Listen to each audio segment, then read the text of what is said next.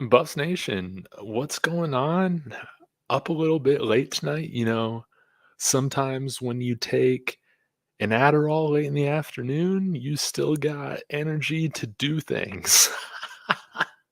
And that's just one of these nights.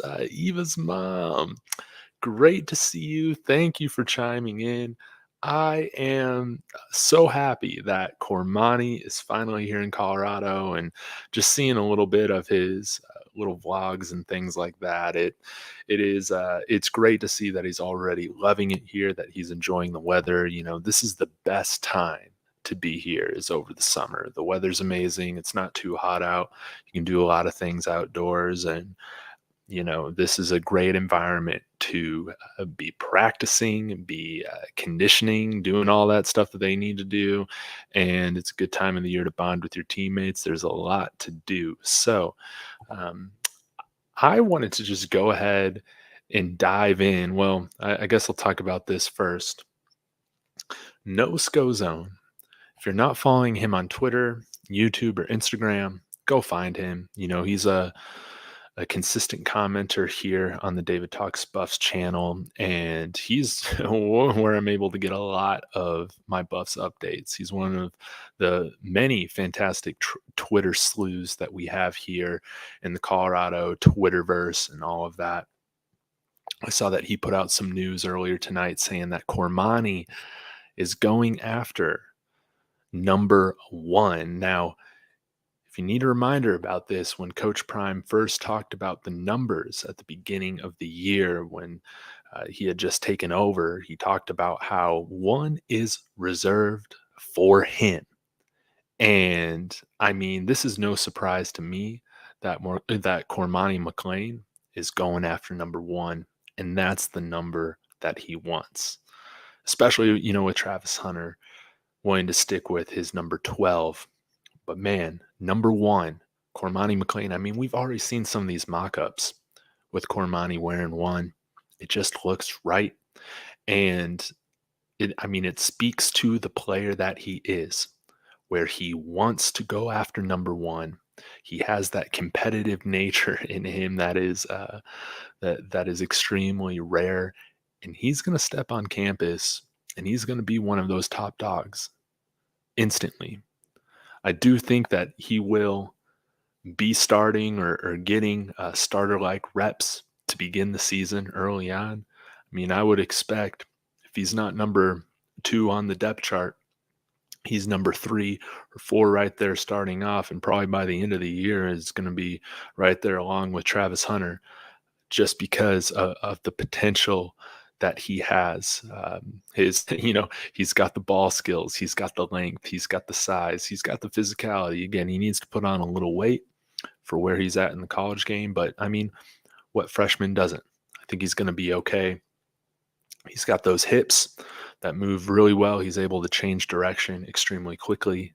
And what I'm wanting to do tonight is remind us of the type of player that he is. So we're we're going to go through and enjoy his huddle tape together. We're going to check out his senior season highlights, stuff that he's put on huddle. We can go into his junior, and maybe we can find some of his sophomore year stuff as well. Like when he was a wide receiver. All that stuff's pretty interesting and fun. Luis, good to see you. Thank you for chiming in. Yes, Cameron Silverman Craig has number 7, so he had to choose another number. Yeah, that's another good point. Silverman Craig wanted to keep that number 7. I believe he wore that at Jackson State as well. And with him being on campus early, he definitely had first dibs on going after that number. Man, I wish that I understand that Cormani, had to take time to make his decision and he couldn't sign early anymore in December. But man, it would have been so nice to have him on campus this past semester. But it is what it is. And let's go ahead and get into enjoying some of this. Whoops. Accidentally hit the wrong full screen button.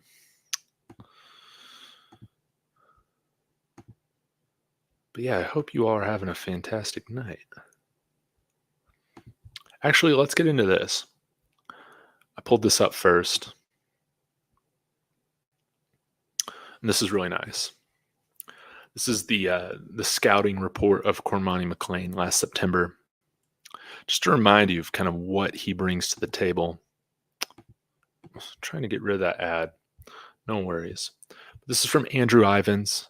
Again, earlier today, I was reading the scouting report for Winston Watkins. Andrew Ivins did that as well. Let's talk about this. A new age cornerback prospect that has the chance to be a difference maker at football's highest levels given his rare blend of size, length, and speed. Started prep career off playing primarily wide receiver before being thrust into action on the defensive side of the ball. Excelled right away as a perimeter defender against top Sunshine State competition, picking off 9 passes as a sophomore, which is just insane, and 10 more as a junior. Mind blowing stuff. Still very raw from a technical standpoint, but is athletic enough to carry and cover most vertical routes. Leggy transitions aren't exactly ideal, but has a knack for putting himself in position to make a play at the catch point and can quickly close the gaps with elite burst. You'll see a lot of that in his tape.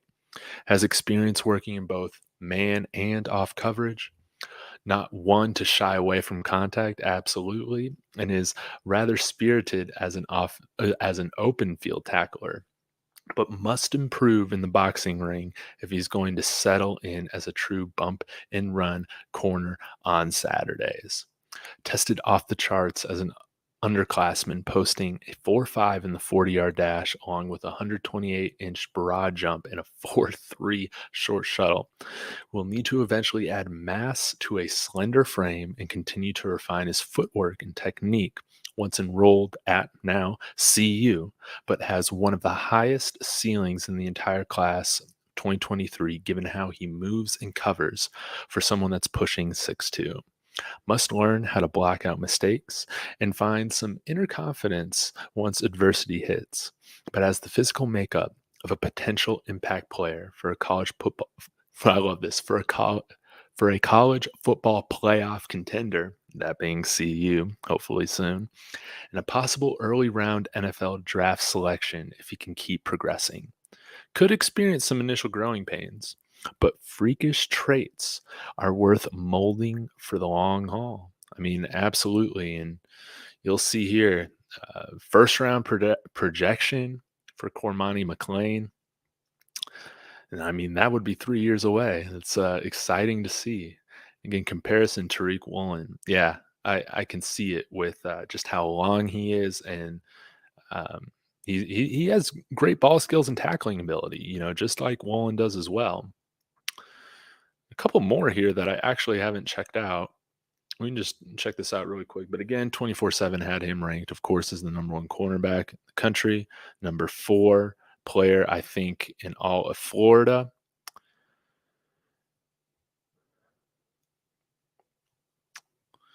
Oh, it looks like he did an evaluation of this beforehand, months before, liking him to Greedy Williams. So that's kind of cool. That's another cornerback that I think is pretty cool. All right. Well, enough of that. Let's go ahead and pull up some of these huddle highlights, shall we?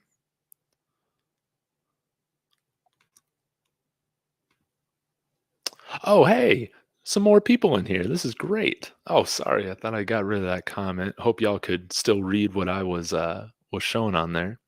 Will H, good to see you. Thank you for chiming in. We got 19 people in here in the middle of the night. What the hell? That's amazing. Y'all be sure to hit that like. Absolutely. 4.5 is an upperclassman, and he's only going to get faster out here, man. And the altitude is such an advantage for these guys looking to go pro.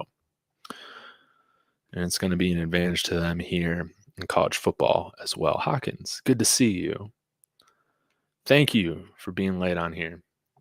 Being on here late. Rhonda Martin, Cormani will be number 1. Yeah, he's going to look good in it. And man, this is a side comment here before we dive into just taking a look at some of his tape again. Are we going to start seeing jerseys for sale of some of these players? That's with NIL, I was expecting that we'd see more current players sell their jerseys in like the team stores and everything like that. but I don't really feel like I've seen that overall in college football much since the the all this NIL stuff started a few years ago. But that would be something that to me it just seems so straightforward. It seems like that would be one of the first things I would institute as a program if I was Rick George, the athletic director, is just making sure we got all the jerseys in there in the team stores and of the top players, and they're getting a cut of those jersey sales. And especially when we're talking about a program like CU that doesn't have these big NIL collectives or anything like that, the size of Texas or Alabama, Texas A&M, USC, some of these other big time schools, Oregon, for instance. I mean, wouldn't that be such a easy way to at least make up some of the difference there? Get those jerseys in the team store, get them online,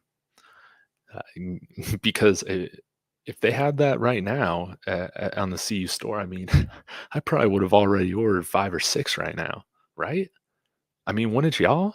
To me, it just seems like a no-brainer. That's what they need to be doing.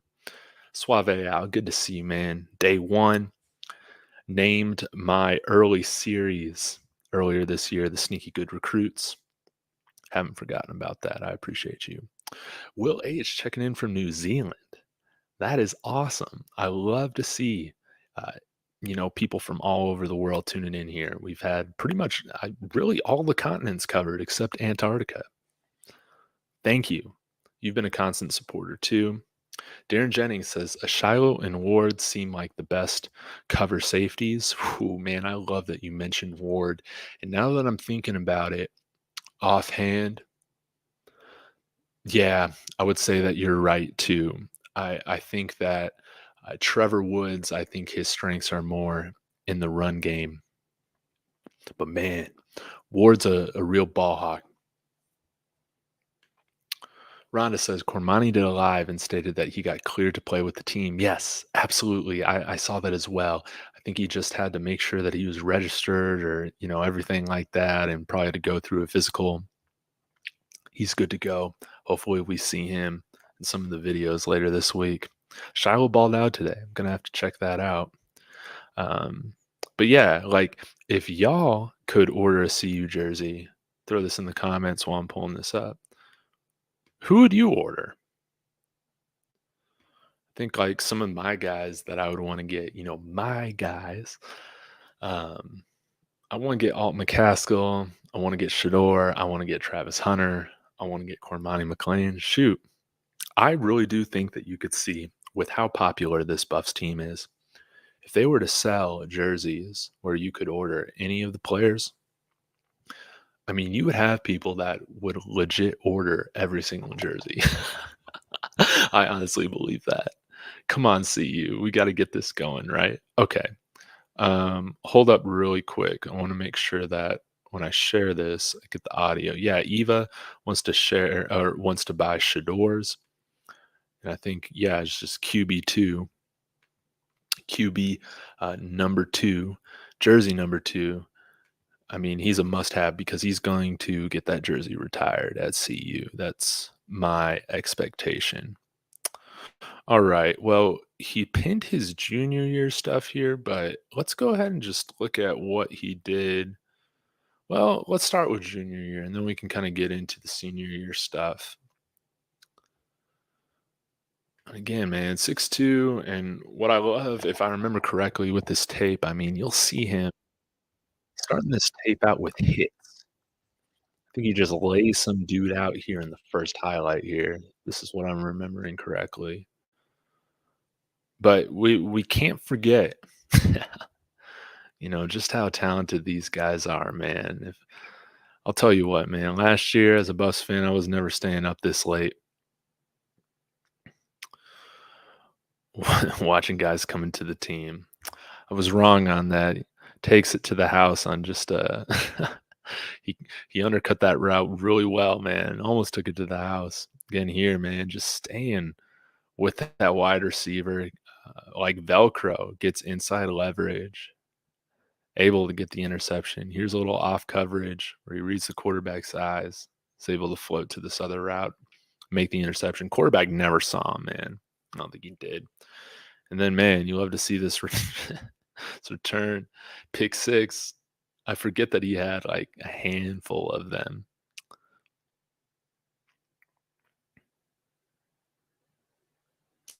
Oh yeah, and here's another nice interception, yeah, where he comes up and understands where the quarterback's going and takes it back for another interception, man. A lot of these quarterbacks, man, in the Pac-12, they're going to have a hard time figuring out who they're going to target and go against because not a lot of easy decisions. Again, this is another very impressive pass break up here where he's able to change direction quickly because he understands the quarterback's going to the other side of the field and he's able to make up the gap and bat away that ball in the red zone. Just makes it look so easy too. Yeah, let's look at nice little double move as a wide receiver, and then yeah, comes back to the ball a bit. Defensive back arguing for pass interference, nah. And then yeah, I like those little those little moves in the red zone where he acts like he's just blocking, then goes out for a pass. But hey, another interception here, and what I love about these interceptions here is that he's always making big returns with them.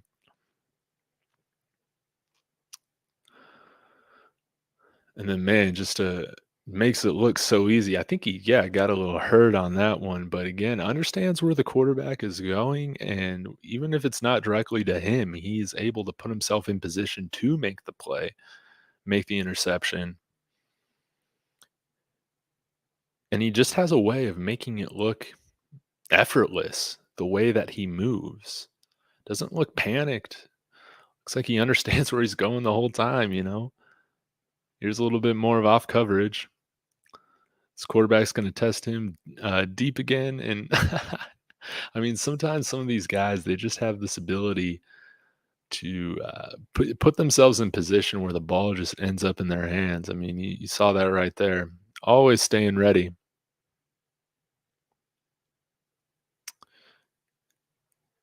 Kind of mossed the guy there as a wide receiver. That was funny. And then, man, check out that blocking right there. Lays that guy out. You love to see that. And then, man, big physical hit right there.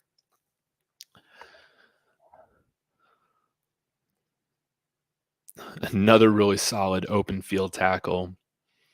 And I would agree. I mean, he does profile like some of those old school Legion of Boom defensive backs that are just tall, lengthy, physical, got ball skills, high IQ, understand where the quarterback's going. And yeah, look how fast he makes up the gap there to get that uh, pass batted. And I like this, another really solid open field tackle coming on from the other side of the field. Let's check out this pass breakup.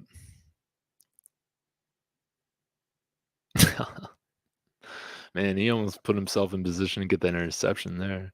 Then here in the red zone, I mean, man, good positioning, sticks his hand out with the right timing, able to break it up.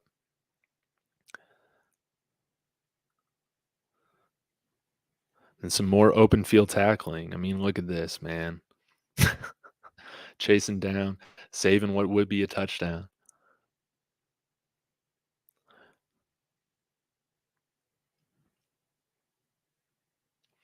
And man, I'll tell you, man, as a wide receiver, if you're going up against somebody that is taller than you, more athletic, longer than you, I mean, it really does make your job hard, especially when he's sticking right next to your hip the entire time. All right. Like I always say, you got to be special to play special teams. Fields that punt right in between two defenders. Fearless stuff, man. You got to be fearless to return, man. I feel like that, man. Colin Moore from Life in Football, he was also a returner, if you didn't know that. I mean, you got to be fearless to do that job. And another solid tackle right there at the point of the catch.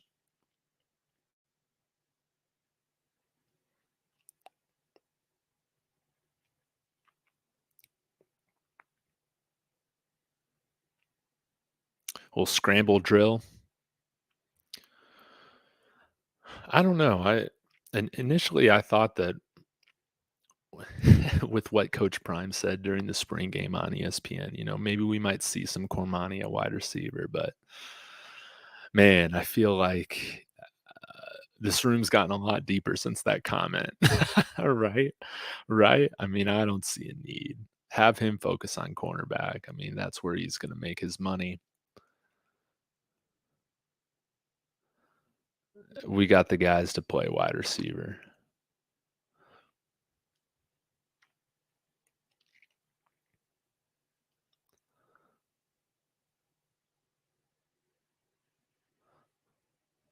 I mean, man, you see how he just kind of throws that guy down like a rag doll. I mean, I love to see that.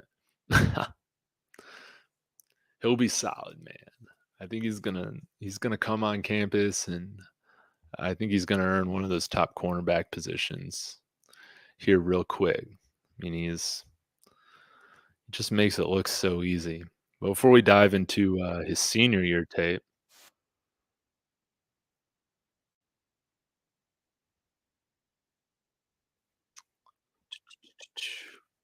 Darren Jennings, I would get Dylan Edwards jersey. That's another great one. Dylan Edwards, man, I think he's really going to make a name for himself. I think he's going to be a fan favorite. Speaking of fan favorites, this freshman coming in, Talon Chandler. Man, I love that guy. I need an offensive lineman, but I also like Tank. Can't go wrong with 69. Yeah, it's a tough decision to make, right? But going with Travis Hunter, hey, I don't blame you. Sport Geek, good to see you. Money McClain, that's right. Talking about him. Oh, Darren Jennings. Man, you're on it, man. Stoutmeyer, freshman DB, look good.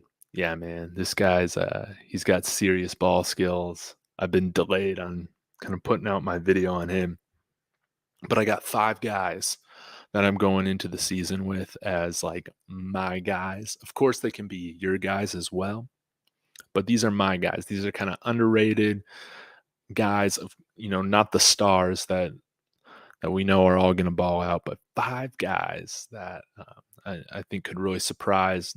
They're like the official 5 guys of the David Talks Buffs channel. Number 1 is going to be Carter Stoutmeyer. We're the first one I talk about. I'm going to get Bishop Thomas in there as well and a few other ones. Will H, if I had to pick 3, Alt McCaskill, Xavier Weaver, Travis Hunter. Man, yeah, Xavier Weaver is going to be a lot of fun to watch again, man. Like, Shador only needs, man, what is it? Is it 3,800 yards or 2,800 yards? Y'all know the single season school record for passing yards. It's escaping my memory right now, which sucks because I've mentioned it so many times. But Shador's going to break that, man. I really do think he is. Javi Hendricks, is that how I pronounce it? Good to see you. What's poppin'? Yes, Cormani. He's going to be solid. He's going to be a lot of fun. The freshman DB from IMG, he looked good. Is that the guy that was locking down? It's probably so late, which is why I can't remember. The big guy, the big 6'4" guy we got, was that Javon Antonio he was going after? Freshman DB. Must be a preferred walk-on because the only scholarship freshman corners we have in this year's class is Cormani and Carter. Y'all let me know. Will H. Cormani's got great vision, seems to know what's unfolding in real time, which makes him very special indeed. Yeah, he has a way of understanding where the ball is going before pretty much everybody else around him. So again, I mean, you see where he gets off his original assignment. He understands where the quarterback's going. He's able to pop in there and make the play. And I think that's like really cool about with a lot of the interceptions that we saw there with his junior year is that those interceptions that he got weren't thrown to his original man or like weren't targeted towards his original man. Like he really put himself in a fantastic position. He's a smart kid. He's a bright kid.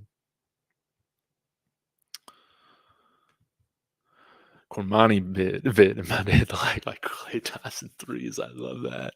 I love that. Yeah, man. Shout out to the Warriors. They built things the right way, and I'm hoping that Michael Porter Jr. can eventually become somebody like Klay Thompson. Wouldn't that be awesome? Yeah, he has all the intangibles, nice awareness and agility. He has to add more strength and weight. Yeah, of course, but he's going to be one tough guy. Absolutely. Yeah, and I don't think it's talked about with Cormani, so often. I mean, it's easy, to talk about the physical tools that he has.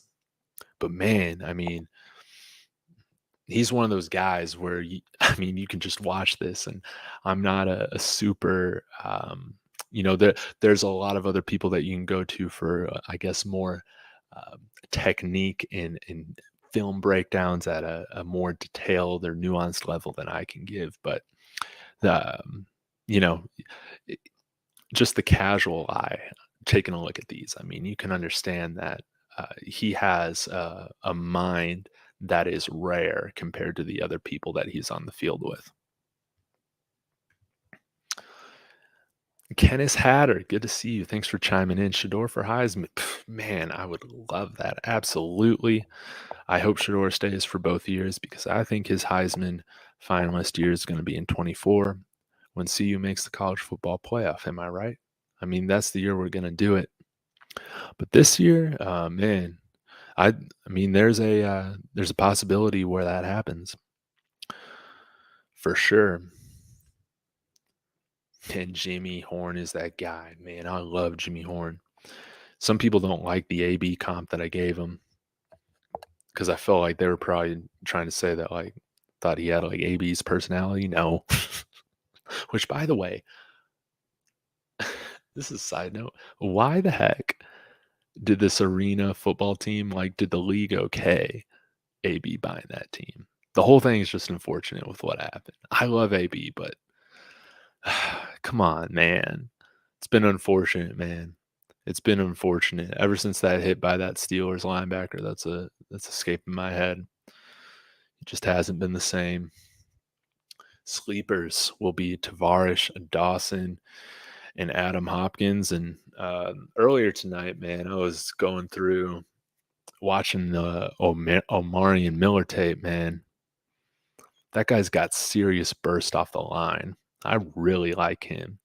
He kind of reminds me of Debo Samuel in some ways, just because I don't know. I feel like when he runs, when he has the ball, I mean, he just kind of gives you that feel of a running back with the ball.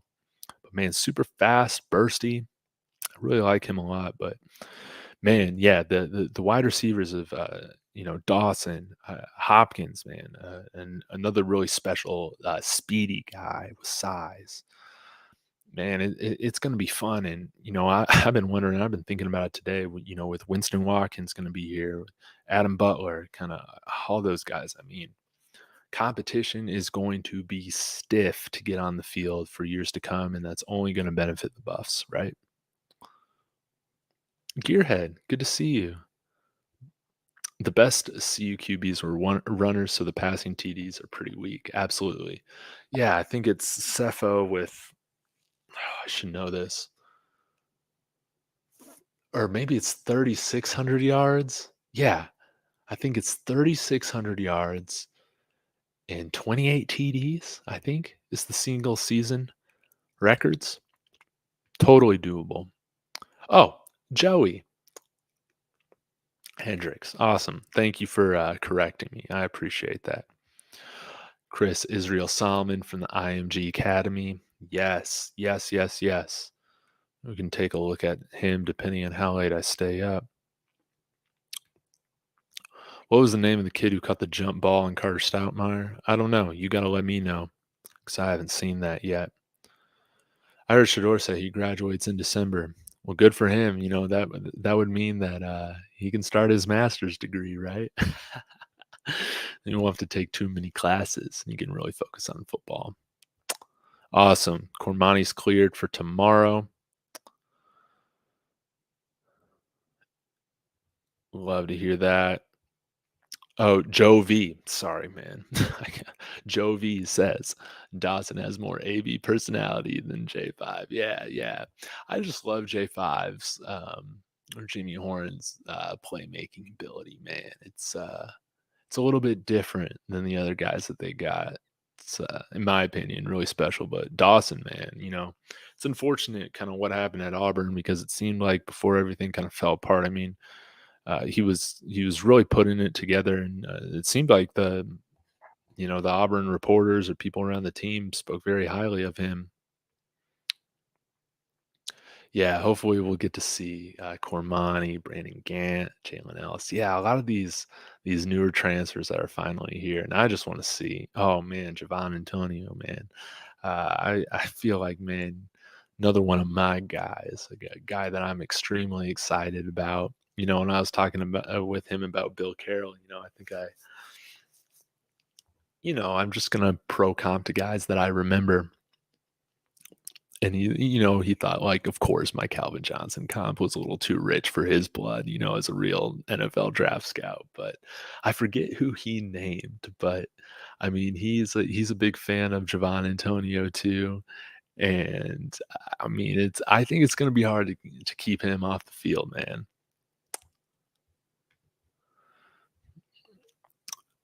Oh, who from the 111 squad will make a difference this year? Man, I'll tell you, Jared Christian Lichtenhan, the left tackle, number 69. He's going to be in there. And 6'10", 325 pounds. I mean, this guy's he's going to be a left tackle in the NFL. One of the couple guys that are left from the Mel Tucker recruiting class of 2020. Really special guy. Yeah, I'm using my midnight slow jams radio voice tonight. Absolutely. Yeah, wife's asleep, so I can't be too loud. Could um, Montana Lamonius Craig or Nico Reed start for the CU team? No. I love them both, but no, absolutely not. I think at best, Montana was going to be that fourth wide receiver. And I mean, who knows how he would stack up right now against Javon Antonio coming in there, Willie Gaines. Nico Reed, I mean, I don't think so. I think that was one of the reasons why he left early. I think he could kind of understand that he wasn't where he was going to need to be on the field here. Um, but I think he's at Oregon, right? I think he'll do well at Oregon. But yeah, I think it was either Brian Howell. I think it was Brian Howell, and he said when Nico Reed had transferred, he said, "Yeah, I saw this coming with how things were going in spring practice." So hearing that from him was pretty confirming in my mind. Shiloh is looking pretty good, man. Yeah. Shiloh's going to be a lot of fun to see, man. I think he's going to have a phenomenal year here. Trevor Woods, man, like Safety is one of the deepest positions right now for CU. Got Cameron Silman Craig as well. And Brandon Gant might be used do you think he'll kind of be used in more of kind of like a hybrid linebacker role? Vito Tisdale as well. Can play a little bit of corner. Seems like the Kentucky people really liked him a lot. He doesn't need to worry about any of that weed stuff out here, thankfully. Kenneth Hatter. I just don't think TCU has the playmakers this season to win against us.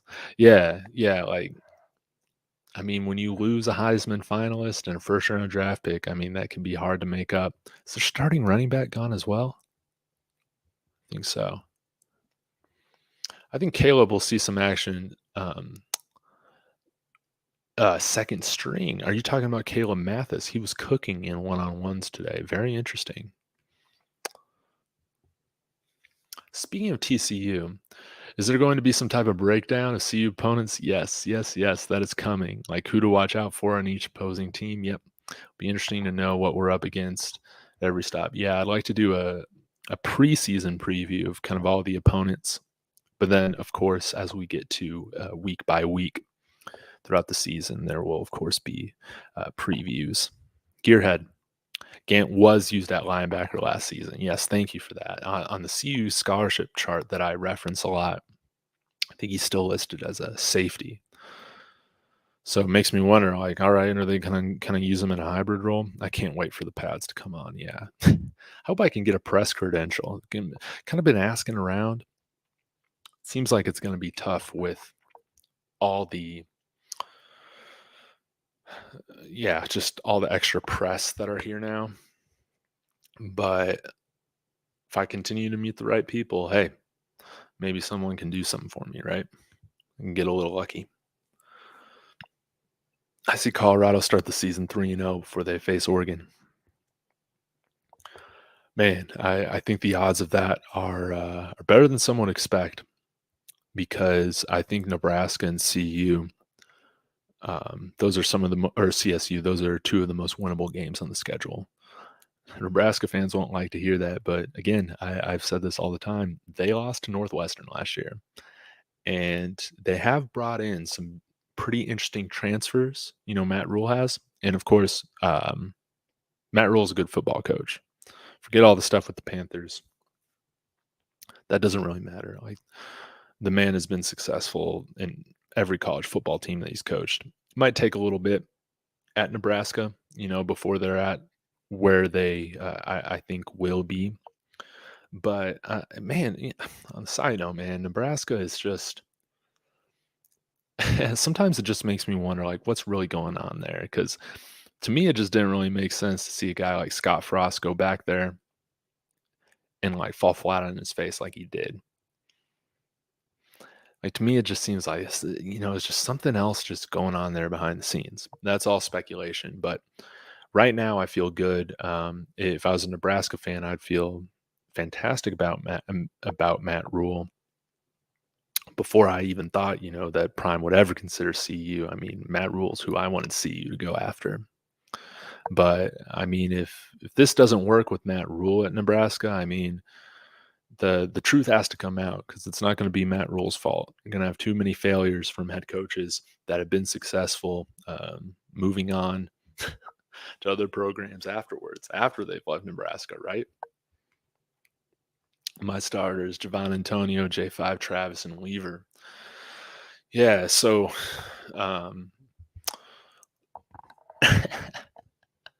yeah, let me think. So we got 5 offensive linemen, 6 with Shador. We got so are we just running empty, or, well, I guess it kind of depends on the sets. Um, but yeah, I wonder how much right now again, man. Tight end, it's the greatest mystery. It's like the one mystery on this team that I just can't seem to freaking figure out. What's going on with that position. But I mean, we got 2 guys, we got 2 scholarship guys, and then y'all pointed out to me some of the other names I forget of, some preferred walk-ons, like the guy we got coming from Iowa. But come on, man. We're recruiting at a profound, notable level for pretty much every other position on the team. What the hell is going on with tight end, man? Um, yeah, yeah. Pesos, dying to see if DV Harris, really balls out from Old Dominion. Yeah, really twitchy guy. Really twitchy guy. I'm excited to see him too. Travis subs out will be Gaines. Yeah. And Gaines, I mean, he was saying, I mean, he's got big expectations. He wants to be, I think, a 800,000-yard wide receiver this year. What I love is that everybody that they're bringing in has an expectation to play. And hopefully this coaching staff can manage that. But, we'll worry about that when we get to it. I'm happy that they're bringing in more competitive guys than we've had at this program in a long time. Darren Jennings, what potential does Ferrier have? I like him, man. I think he can do a little bit of the receiving. I think he's a decent blocker, and now he's getting coached up by one of the best. I kind of like him in terms of threat wise. I think a little bit more than Passarello, honestly. And Gearhead coming in here with some information that I Did not know prior to this. Fourier's dad was one of the best tight ends to play for CU, second round pick and considered one of the best college tight ends in his playing days. Man, I love to hear that. I did not know that. He was on the team with Salam, Cordell, Westbrook. Man, maybe my memory is just skipping me because I have watched a handful of those Cordell Stewart, Rashawn Salam games. Those were exciting teams. I remember Matt Lepsis out there making some catches, whatnot. But yeah, I'll need to go back and look at those as well. I'm thankful that a lot of those games are on YouTube. Our toughest challenges will be Utah, Oregon, USC, and TCU. Everyone else thinks we give. Wait, sorry, I got to reread again. Our toughest challenges will be Utah, Oregon, USC, TCU. Everybody else, I think we give them that work. Yeah. Um, Oregon State's going to be a really interesting one. I know that you can't pull too much from the past, but ever since CU's been in the Pac-12, Oregon State's kind of always been one of those teams that no matter what level, I mean, we haven't had very many good years, but even in our good years, Oregon State has given us some serious trouble. And I mean, now they could have an upgrade at quarterback with DJ. I'm butchering this. Uwangalele. Is that how you pronounce his name?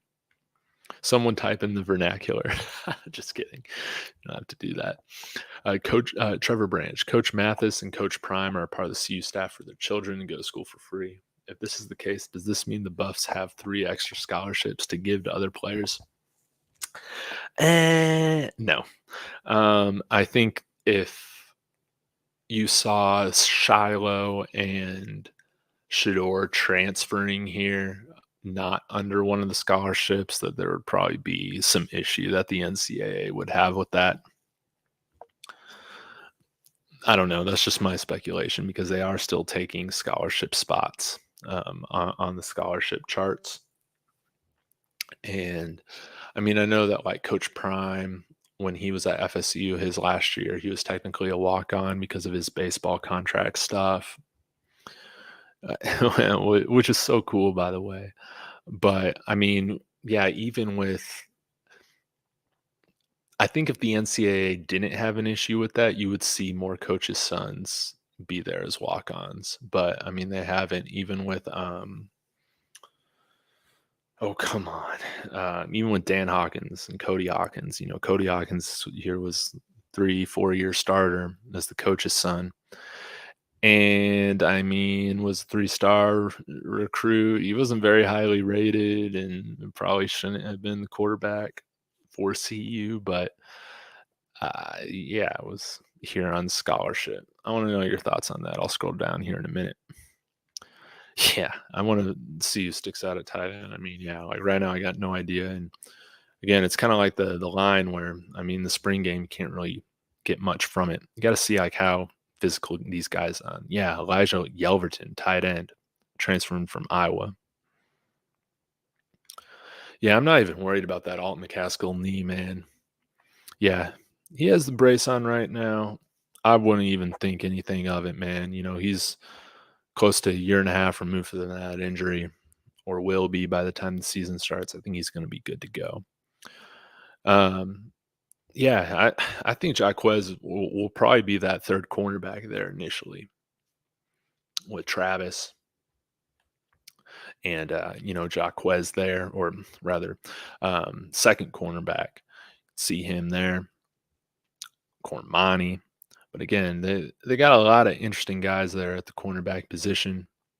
I think like Jaquez is, he was brought over here from Charles Kelly, and I don't think that he would have come over here if he didn't feel like he had, a leg up on making sure that he secures the playing time that he needs.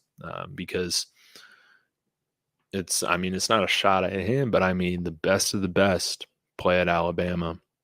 And yeah, I don't think he wants to go from one place to another where he's riding the bench again, right? Like, That'd be tough luck. I think he's talented enough to be a starter on this team. Do you see the catch J5 made on Shiloh? That would have been very different if they had the pads on. Yeah.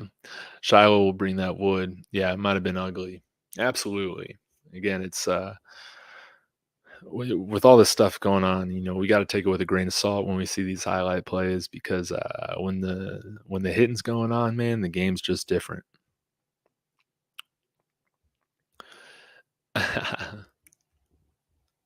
Jimmy does have that 40-inch vert. That's so true. Shiloh is a great safety. And again, Bill Carroll said that he wouldn't be surprised if he declares for the NFL after this year. Like, that's awesome to hear. And again, I mean, he had what was it, a 10 tackle game as a redshirt freshman at South Carolina. Am I thinking about that right? Or am I referencing that right? Was that against Auburn? I mean, the guy can play.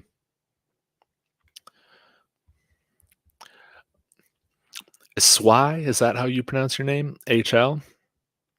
I'm an instant CU fan. I just watched all the Rise. Oh, yes, you watched the Rise and Never Stop Rising documentaries. Fascinating on seeing the previous teams before it. Yeah, man. And again, those teams were like really special because they didn't have a lot of like, it's a lot different than how the team is now. We know pretty much everybody, and there's some really high profile guys here, but they were it was kind of one of those programs or teams where they had all been here for years under the same coaching staff, and it finally just clicked, man. And again, Mike McIntyre, he had, I think, one winning season during his tenure here at CU. That Rise season was really special, winning the Pac-12 South, winning 10 games. And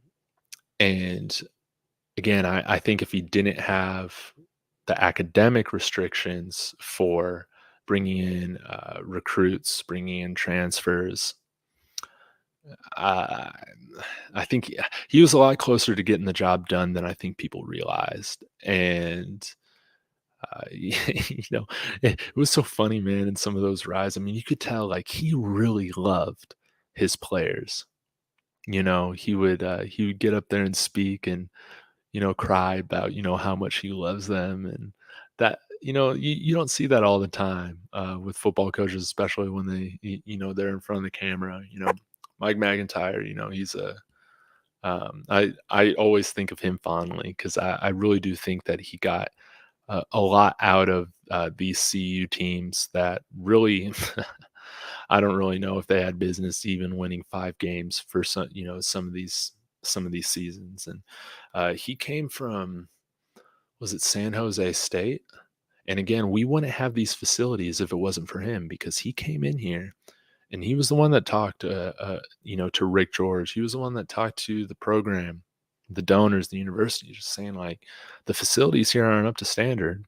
And now I think that they have probably a top 20, top 15 facilities in the country because of that. And there's no way in hell Coach Prime comes here or if we don't have those facilities. Like Mike McIntyre deserves a lot of recognition. And he did put some guys in the NFL, and he did give us some really special games to have as a Buffs fan. But and he did that all without the program being really committed to football, in my opinion. So the fact that he was able to get those facilities along with Rick George speaks volumes about them.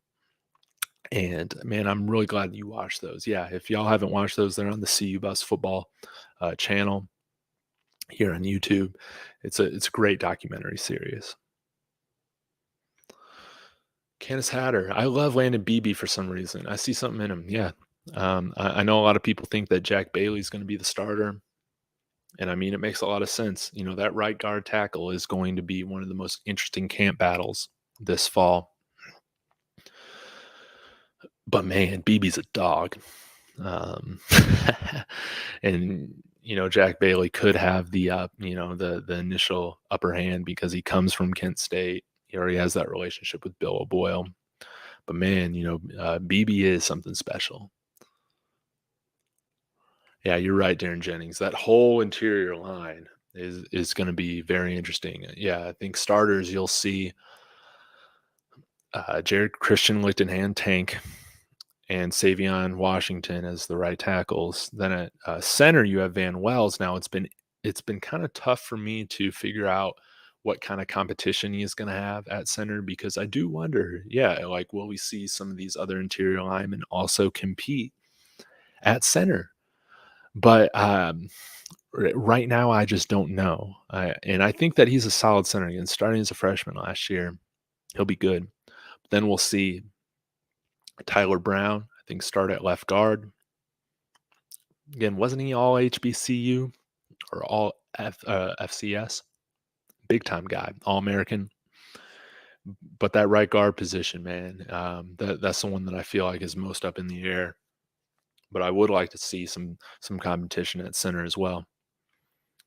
Marion Cooper, nice too. Yeah, thank you for reminding me about that. Yeah. Yeah, those are kind of I would say kind of my four top guys. It would be Hunter, Cooper, Jaquez, Cormani, those guys.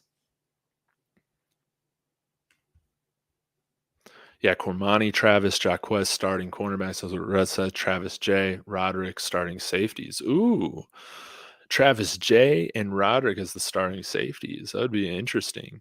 Man, I do think that Shiloh will be one of the starting safeties. However, to your point, it's going to be hard to keep some of these safeties off the field because I think some of them can cover really well and it kind of gives them some versatility to throw some different looks. So I do wonder if we'll see, some different looks where they'll have more than two safeties on the field at the same time. Gerald Costello, what's up, man? Making me a no-fly zone sign with Cormani, Travis, Shiloh, and Jacquez Robinson. It's going to be awesome. Let's go, ESPN. Man, that's awesome. What games are you planning on going to? Oh, Pesos McFaded. Man, talking about an old school sneaky good recruit guy. Jordan Onavue out of modern day. Yeah, this kid's a beast, man. When I was looking at his tape, especially, being at modern day, was kind of wondering why he wasn't more highly recruited. And I'm guessing it's because he's a little bit more of a late bloomer. And I don't think he really played consistently until his senior year, if I'm remembering things correctly. And then you just got to wonder, like, how much of these ratings and recruiting stuff is dependent on, making sure you're at all this 7-on-7 camp stuff, throughout the off season. And because, I mean, you see it with, why am I forgetting his name? Sakara Lewis. He hasn't put up a ton of stats yet in high school, but his recruiting rating and his notoriety, a lot of that is because of his performances in these 7-on-7 camps. But man, Jordan Onavue, man, this guy's a beast. He is very physical. He's hard to bring down. And yeah, like he's a profile of wide receiver that we don't have a lot of right now. I like him a lot. And we forget, I mean, pretty much every wide receiver except maybe the guy that they brought in from St. Thomas Aquinas. And man, because I think Jordan Onavue, Jacob Page, Omarion Miller, Adam Hopkins. Maybe I'm missing one off the top of my head, but all those guys are 6 foot and above, aren't they? Like I think so. Like they're all big dogs. More random Fury info. He's number 1 in Big 8 history for catches by a tight end. What? He was also attacked by 2 guys during his senior year at CU and won the fight. Wait, was that in like the back of a bar or something? Is that in Boulder? Ooh, yes. Thank you for bringing up Namir Robinson. He's on campus, was in the well-off videos. Love to see that. Can't wait to check that out. Will H. Landon Beebe has that real strongman presence. Yeah. Yeah. Totally. Yeah, like a world-class power lifter. Yeah, I mean, looking at his junior college tape, I mean, I know his junior college, but damn, man, like he was really throwing those guys around. And yeah, I like him. I think during the spring game, he was also a starter. And again, I know Jack Bailey's coming in here, and you can argue that Jack Bailey wouldn't have transferred out of Kent State if you didn't know that he had the upper hand to starting. But um, on the flip side, you could say that with BB being here for a semester, maybe that gap isn't as far away as maybe people are wondering between the two. But I'd like to see BB on the field, man, because I agree with you. There's something about him that I really like. I really like his tenacity. Yeah, man. Tyler Brown. This offensive line is going to be fun, man.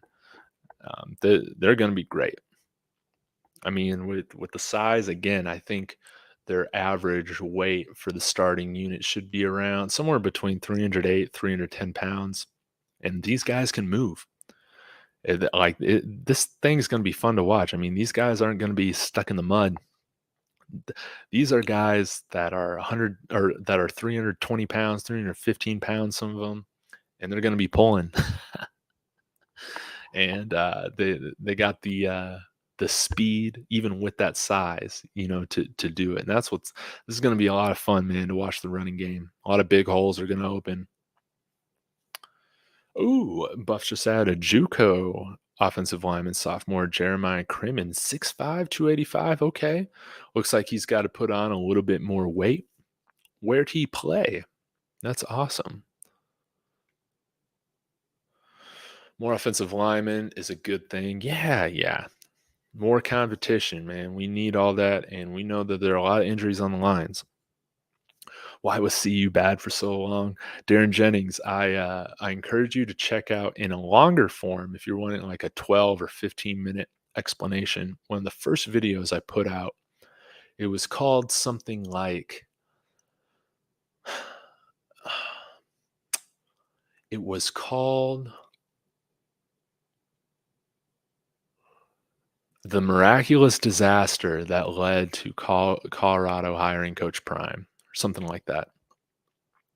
So I detail it all, but Spark Notes version, um, Gary Barnett, kind of left the program in the early 2000s. And after that, I mean, they hired a guy in Dan Hawkins that didn't understand CU culture, that still had Boise State stuff up in his office and would talk about Boise State consistently while coaching this team. Seemed like he appreciated Boise State more than he did the job that he was actually at. And then he brought in his own son and started him at quarterback for like 3.5 years. Um, so like Shador coming in here as quarterbacks or as the coach's son, starting a quarterback, that's nothing new. The difference is that Shador's earned it, and he's one of the best quarterbacks in college football. And yeah, it's just different. Cody Hawkins, I mean, he was like 5'9", 5'10", if I remember correctly, and so then after that, I mean, it kind of bred this losing culture. They had a string of really bad hires.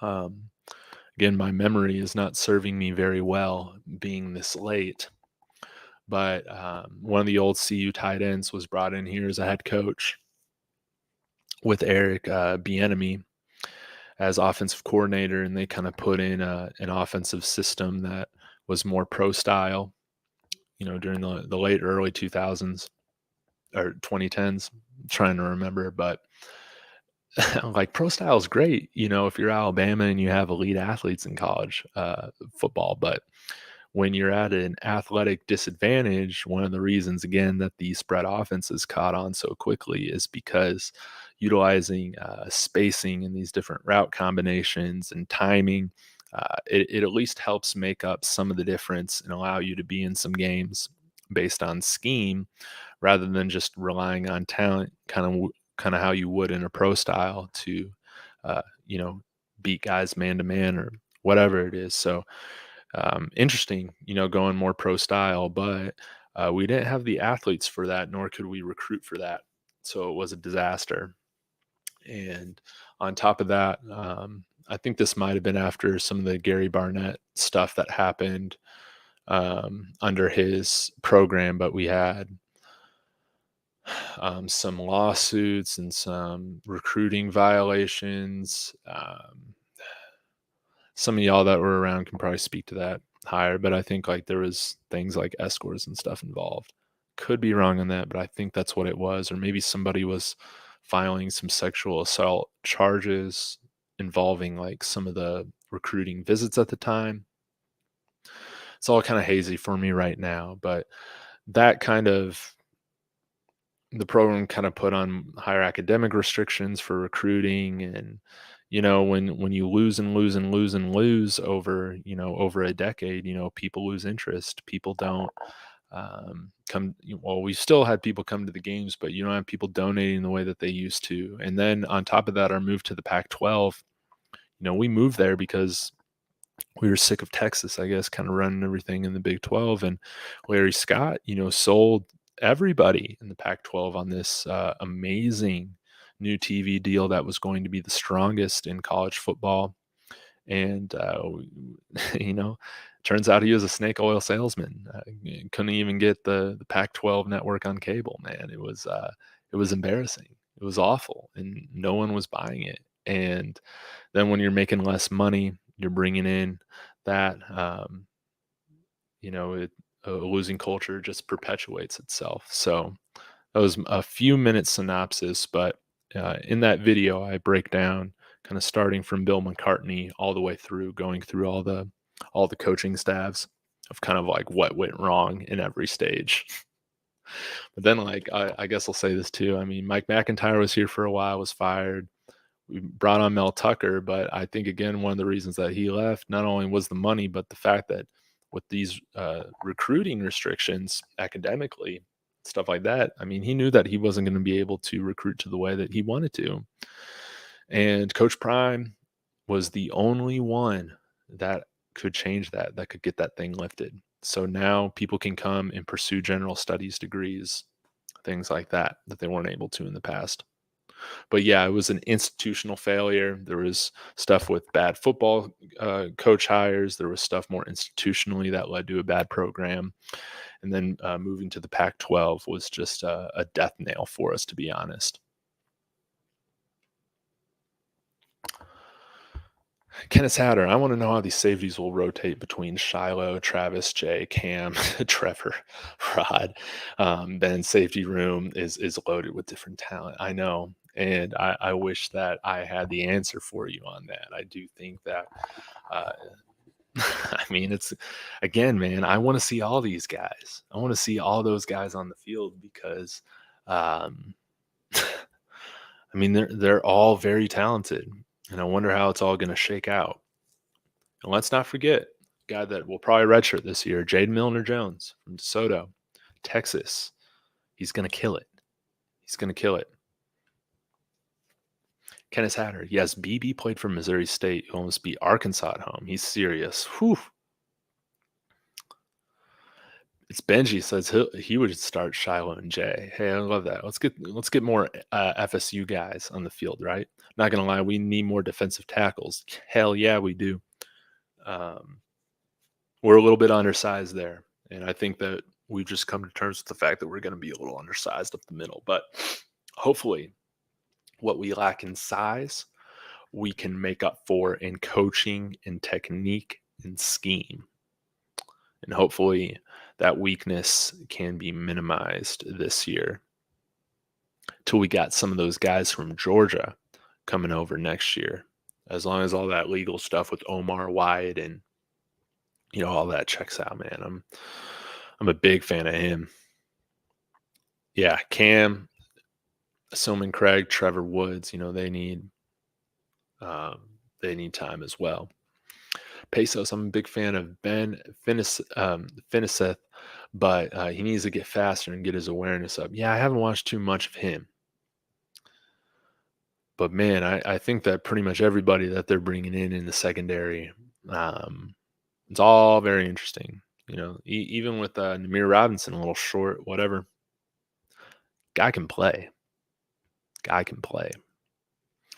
Jeremiah McCrins from North Carolina played at Kahoma Community College in Clarksdale, Mississippi. In Mississippi, man, that's one of those spots where you want to play JUCO ball. That's one of the JUCO hot spots. Yeah, yes, Swai. Yeah, I loved Mike McIntyre. Again, he's a little bit more of a softy, than Coach Prime is, and maybe that can be criticized. But I mean, when you're looking back at something that happened 7, 8 years ago, I mean, it's just fond memories, man. Like, did McIntyre maybe need to be a little bit more of a hard ass at certain points? Sure, but I mean, that's all in the rear view now. I mean, I I really liked him a lot. And there were some really good coaches on that staff that I still think very fondly of. Yeah, Vito Tisdale, absolutely. We can't forget about him, and I do wonder if we'll see him at corner some too. I really do think we could. I'm expecting Chance Man to produce. Yeah, man, especially after putting on all that weight and to get reoffered after being on this team last year with not many guys did. Um, it just shows the caliber of player and person that he is, and hearing him speak on Colin's channel, Life in Football, he's going to come in there and really lead kind of with that professional mindset. Having trained for the NFL already as well, and I think it's cool because yeah, he's a guy that's what 24, 23, 24. Man, is he 25? Is he 25? I feel like he's played like 6 years of college football, but he's a grown man in there. And as you're building, you need these veterans to show these young guys how to work. Yeah, and I think his presence is really understated when it comes to the team dynamic, leadership, the locker room, showing all the guys like what you do kind of off the field, to prepare and all of that. And he's a great story, man.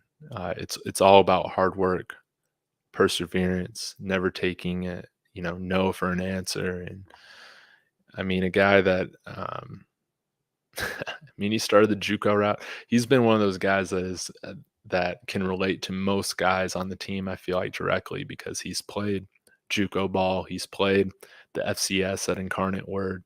He's, he's had to redshirt. He's had to work for everything that he's earned. He has played at the Power Five level. He has been on a bad team, and all that. But he understands what winning looks like, being on winning teams in the past. So yeah, he's one of those guys that I feel like can really understand the chips that these guys have on their shoulders coming in here. One of the ones I haven't heard too much about lately is Savell Smalls. I really hope in this new environment he finds his spark again and reignites that 5-star potential he got from high school. Man, yeah, his high school tape, man, is one of my favorites. Uh, yeah, like his and Bishop Thomas's tape from Huddle, man. Like, there's something like real exciting about both of those. Like really special athletes. And yeah, man, I like to me it just doesn't make any freaking sense. Um, what happened? I mean, we know what happened. We know about all the coaching turnover and all that, and then he was getting coached by guys that didn't recruit him, whatnot. But yeah, the whole thing is just bizarre because it's a good football program, but I mean, with Nick Williams here and Charles Kelly, the rest of the guys, man, I am really hopeful for him that I do think that he could carve out a role for himself as being one of those top rotational edges. I really like him a lot, and I'm really curious to see what number he's going to wear. Not being 0. I don't think we'll have a number 0. I don't think we will. At the end of the season, the Buffs will win their bowl game. Expect a fluctuation of Georgia and Florida guys coming to Colorado in 2024. Yeah. And I would say that process could even be expedited if they start out 3-0. They start out with a win against TCU. And, if they don't get the win against TCU, man, it's going to be hilarious because you're going to see all these people coming out early saying, I told you so. I told you so. CU's going to be nothing this year, yada, yada, yada. Nah, man. It's not how you start, really, though. It's how you finish. And this team's only going to get stronger and better as the season goes on, as they learn how to play together. And if they're able to get wins early, I mean, that's just icing on the cake, man. And I really do think that they'll be able to. Where there could be a little bit trouble is right there, weeks or games 4 and 5. I forget where they have their buys, but games 4 and 5 against Oregon, USC. If you follow my channel by now, you know that CU hasn't beaten USC in their existence. We're 0-16. We need to beat them before they bolt to the Big Ten. We need to. So that's the game I got tickets for right now. At least 6-7 wins this season minimum. Yeah, man. I saw that DMVR was kind of ranking the most winnable games of the schedule, and I will do that offhand for you guys right now. Let me pull it up on my phone.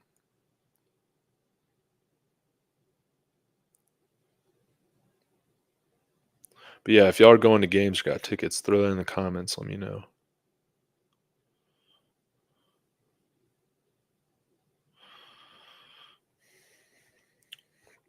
All right, so here are our opponents: TCU, Nebraska, Colorado State, Oregon, USC, Arizona State, Stanford, UCLA, Oregon State, Arizona, Washington State, and Utah.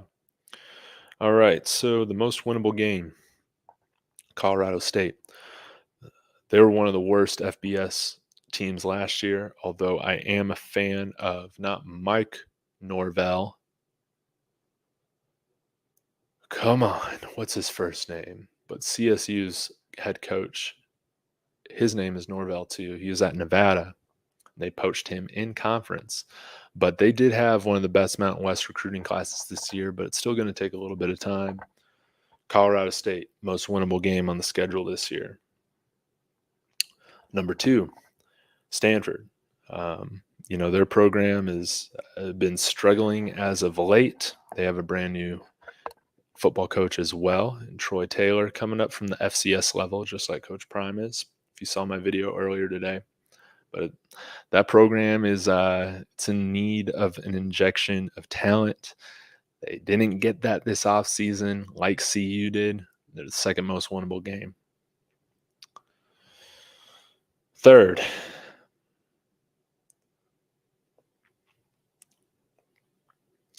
Nebraska. Coaching change. Skeptical about their quarterback, Jeff Sims, and his ability to throw. I think it kind of makes their offense a little one-dimensional this year. I think they'll solve that next year. Kind of sucks, of course, on their end that Dylan Raiola is going to Georgia instead. A lot of Nebraska connections there, but I think they'll get the quarterback situation figured out. But Jeff Sims, man, I know he was a 4-star transfer, but I don't know. I'm skeptical. I want to know your thoughts on Jeff Sims. But third most winnable game is Nebraska. Then we'll go to 4. 4 and 5, I'm going to say, 4, I'll say Arizona State. New head football coach as well. Likely Dylan Rashada, true freshman quarterback. Losing record last year as well. Arizona State. Then after that, 5th most winnable game, Arizona. They got some veteran players by now. But again, no. They don't have a new football coach now. I was thinking of Arizona State. But they got a veteran quarterback. MLC is going to be there. Were they like a 5-win team last year? But I think CU can handle them. Or MLC isn't there. Yeah, MLC is there. And then what's his face is Why am I forgetting his name? Probably because it's 1 a.m. I need to go to bed soon.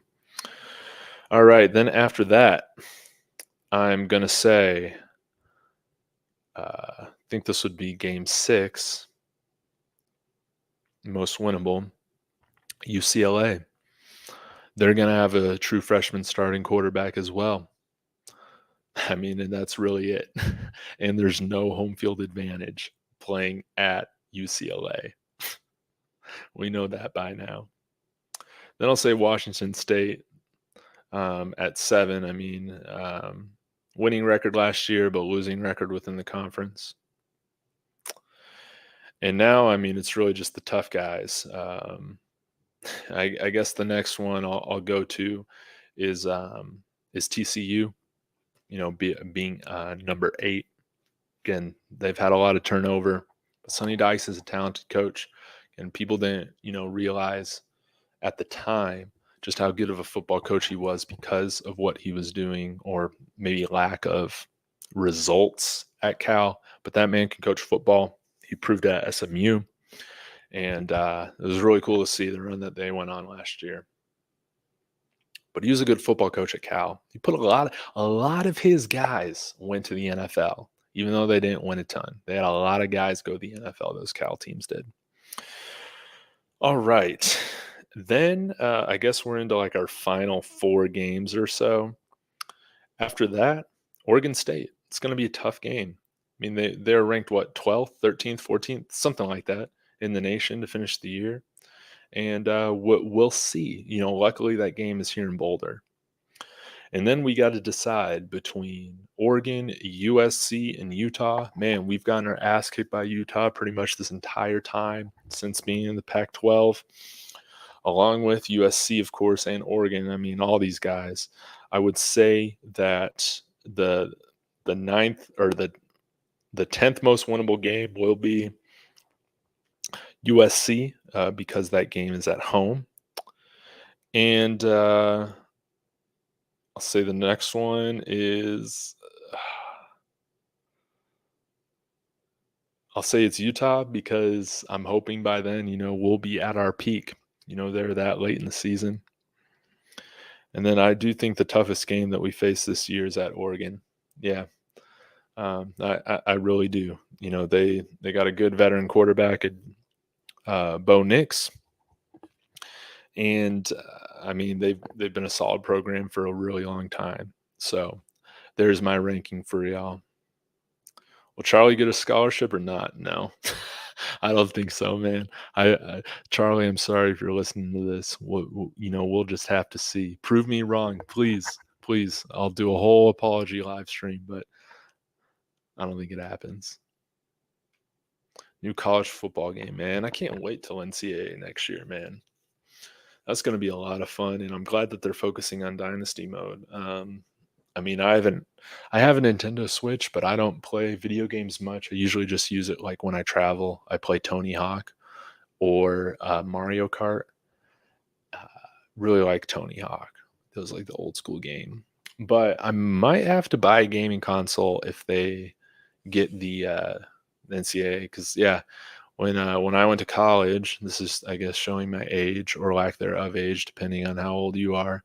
I graduated high school in 2011. And yeah, I sold my PlayStation when I went to college, my PlayStation 3 then, and I haven't had a game console since. But maybe this is the time to get it.